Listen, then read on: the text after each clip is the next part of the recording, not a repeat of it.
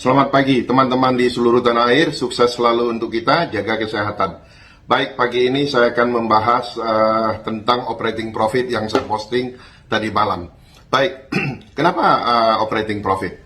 Ya, operating profit adalah komitmen satu perusahaan, baik kepada customer, baik kepada pemegang sahamnya, baik juga kepada karyawan.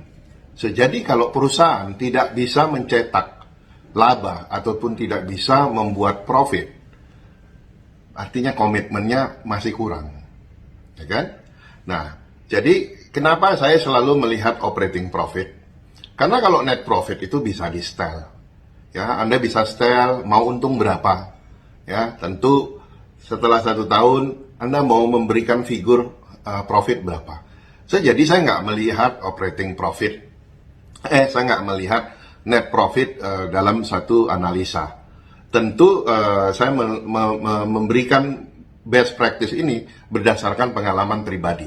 Anda mau ikut silakan, Anda nggak mau ikut juga nggak silakan. Anda mau modifikasi juga. Tetapi apa yang saya sampaikan,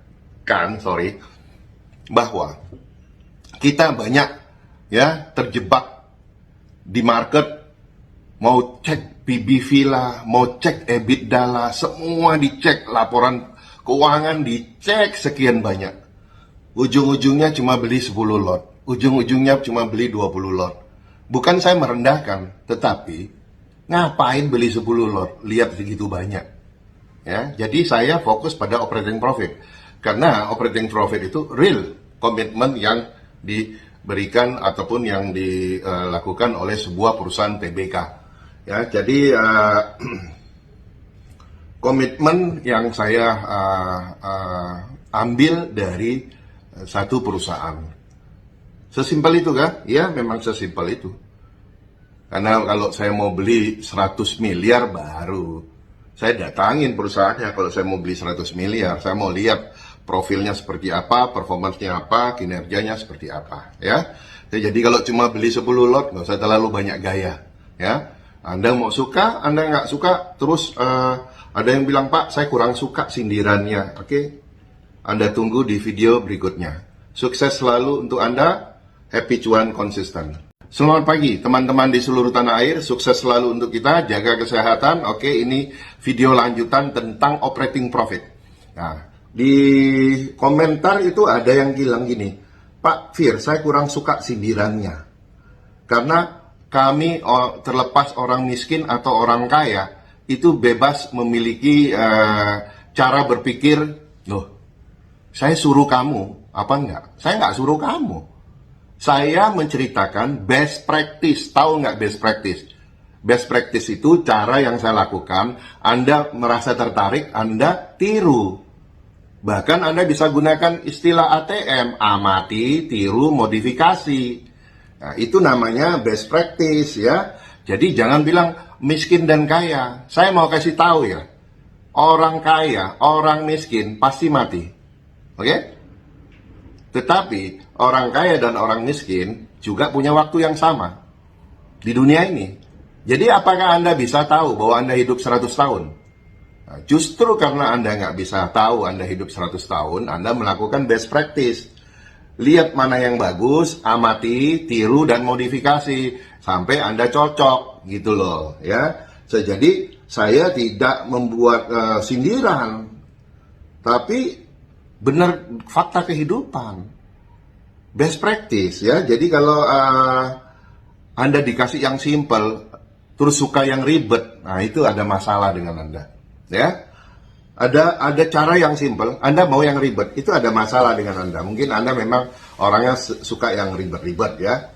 Jadi pertanyaannya juga, Pak, itu operating profitnya bagus, tetapi kok sahamnya tidur lelap juga, sama juga digocap. Iya, memang benar, tapi paling tidak Anda terhindar dari saham yang berpotensi delisting, ya.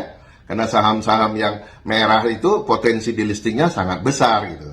Jadi Anda lebih aman di saham-saham yang seperti tadi. Baik, teman-teman, di sini saya mau juga sampaikan bahwa apa yang saya sampaikan dengan ATM tadi, amati, tiru, dan modifikasi, saya mau kasih tahu ya. Thomas Alva Edison membuat lampu, bukan artinya Anda harus bersaing dengan Thomas Alva Edison buat lampu juga. Lampu apa lagi? Nah, tetapi yang dilakukan orang buat lampu LED, pengembangan lampu, ya, buat lampu hemat energi. Nah, sama seperti rumus open sama dengan low saya. Ada yang pinter, utak-atik, dirubah sedikit, wah jadi lebih mantap. Itu namanya best practice. Tiru yang baik, terus dijadikan yang lebih baik, ya. Nah, jadi Thomas Alva Edison itu seperti itu. Terus kemudian bapak saya dulu miskin, pegawai negeri miskin, mau sekolahin saya aja uangnya udah pas-pasan. Terus apakah saya pengen jadi miskin kayak bapak saya? Ya, enggak kan? Jadi tolong nggak dalam membuat komen itu satu dicerna dulu gitu. Jadi jangan bilang saya kurang suka sindiran ya Pak. Orang kaya dan orang miskin berhak punya penilaian terhadap satu. Memang nggak ada yang salah. Cuma kamu hidup berapa tahun, ya? Kamu tiru aja orang yang udah sukses. Kalau mau lakukan eksperimen, pastikan eksperimen itu tidak menghabiskan uangmu, tidak menghabiskan waktumu, ya. Semua ahli di dunia ini juga tidak ada yang mau mulai dari nol. Ya, mereka secara selalu mau melakukan best practice. Oke. Intinya, ujung dari semua ini, apa yang saya ajarkan di dalam Instagram ataupun follower-follower saya, bagaimana kita belajar dari orang. Oke? Bagaimana kita mengosongkan gelas, ya? Jangan sok pintar. Saya suka orang pintar, tapi jangan merasa pintar, ya. Jadi amati dulu semua apa yang saya sampaikan di dalam tulisan-tulisan saya. Ada yang merugikan Anda nggak? Nggak ada yang merugikan, ya. Anda merasa bermanfaat, Anda ambil ilmunya. Anda merasa nggak bermanfaat, silakan leave, left. Leave apa yang saya sampaikan, Anda live and left semua, nggak ada masalah. Saya bukan artis, saya nggak perlu follower, oke? Follower saya makin dikit, makin nggak capek saya tiap hari balasin DM-nya, ya. Jadi itu saja dari saya, kosongkan gelas, baru Anda bisa belajar dengan orang lain, ya. Sukses selalu untuk Anda, happy cuan, konsisten.